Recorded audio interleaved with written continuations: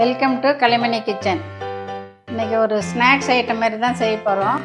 அது சும்மா சாப்பாட்டுக்கும் வச்சு சாப்பிட்லாம், ஈவினிங் ஸ்நாக்ஸ் மாதிரியும் சாப்பிட்லாம். அது பேர் ஓம்பொடின்றது. அது முறுக்கு ஐட்டத்தில் ஒரு மாதிரி, அதுவும் ஒரு சின்ன கண்ணில் வர்ற மாதிரி இருக்கும். அது கடல மாவு வச்சு தான் செய்ய போகிறோம். அது எப்படி செய்கிறதுன்னு பார்க்கலாம் வாங்க. இது 1/4 கிலோ கடல மாவு தான் எடுத்துருக்குது. அது நம்ம ஒரு மெஷர்மெண்ட்டுக்கு மாதிரி அளந்துக்கலாம். இதில் 4 கடல மாவு போட்டால் ஒரு அரிசி மாவு போடணும். அதனால் கடல மாவு 4 அளந்து எடுத்துக்கலாம். இது கடல மாவு 4 எடுத்துருக்குது. இதில் 1 அரிசி மாவு எடுத்துக்கலாம். சாதா அரிசி மாவு தான்.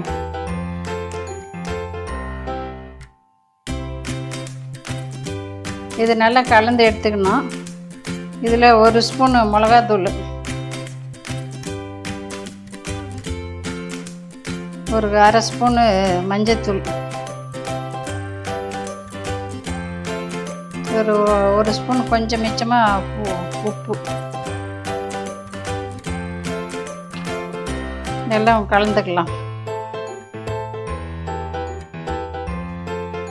இதெல்லாம் கலந்து வச்சுக்குது. இதில் எண்ணெய் காய வச்சது எண்ணெய் ஒரு கரண்டி ஆகிற மாதிரி ஊற்றிக்கலாம்.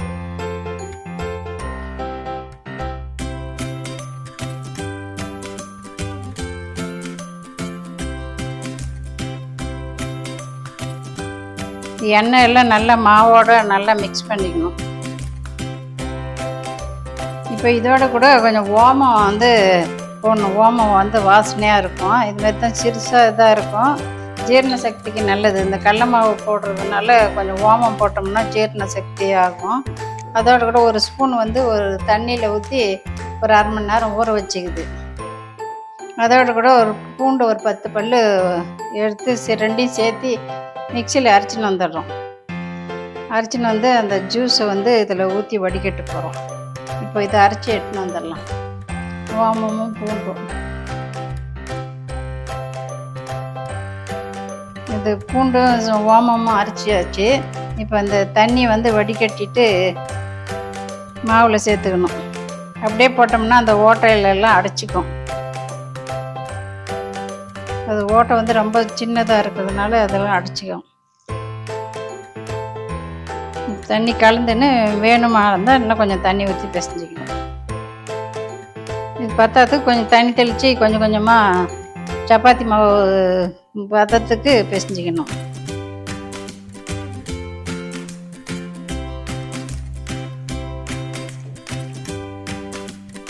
மாவு பிசைஞ்சாச்சு. இதுமாதிரி நல்லா சப்பாத்தி மாவு பதத்துக்கு இருக்கணும்.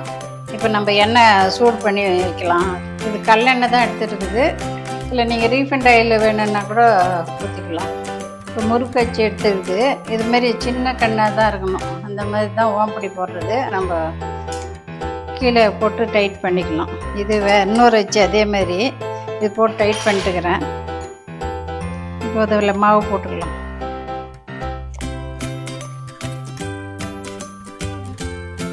இது அமுத்தும் போது மாவு கொஞ்சம் மேலே வந்துடும். அதுக்காக ஒரு பிளாஸ்டிக் பேப்பர் வச்சு இது உள்ளே வச்சிட்டோம்னா மேலே வெளியே வராது.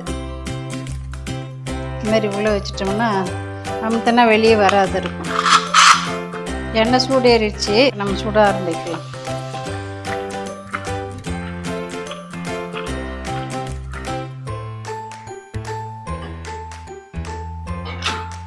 கொஞ்சம் வெந்ததும் திருப்பி போட்டுடணும். அவ்வளோதான். சத்தம் நின்னோடனே எடுத்துட வேண்டியது தான்.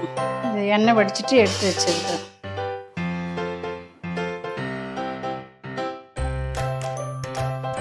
ஓம்பொடி ரெடி ஆகிடுச்சு. இது 1/4 கிலோ மாவு தான் போட்டோம். நல்லா முருகுலாம் எப்படி வந்திருக்கு பாருங்க. அப்படியே இப்போ எடுத்த உடனே அப்படியே தூள் தூளாகுது. நல்லா சுட்டு வச்சுட்டா 1 மாதம் வரைக்கும் கூட வச்சு சாப்பிட்லாம். கிறிஸ்பியாக நல்லாயிருக்கும். பிள்ளைங்களுக்கு பாட்டி சின்ன குழந்தைங்க எல்லோரும் பல் இல்லாதவங்க கூட இதுமாதிரி சாப்பிட்லாம். தூள் பண்ணி பாயில் போட்டோம்னா அப்படியே கரைஞ்சி போயிடும். இதுமாரி நீங்களும் செஞ்சு பாருங்கள். இன்னொரு வீடியோவில் பார்க்கலாம். பை.